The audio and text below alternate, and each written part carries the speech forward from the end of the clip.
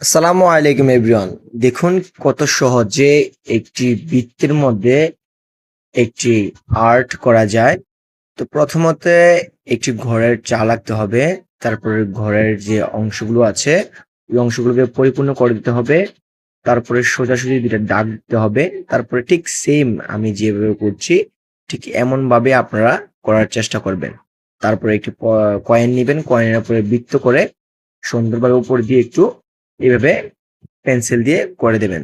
দেখবেন একটু পরেই এই বৃত্তটা দেখতে কত সুন্দর দেখায়।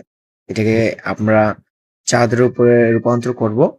আর এই গাছটাকে দেখতেও কত সুন্দর দেখাচ্ছে। দেখুন খুব সহজেই কিন্তু আপনারাও চাইলে এরকম আর্ট করতে পারেন। যদি ভিডিওটা ভালো লাগে তাহলে অবশ্যই ভিডিওটাকে শেয়ার করে দিবেন। আর অবশ্যই আমার চ্যানেলটাকে সাবস্ক্রাইব করে দিবেন।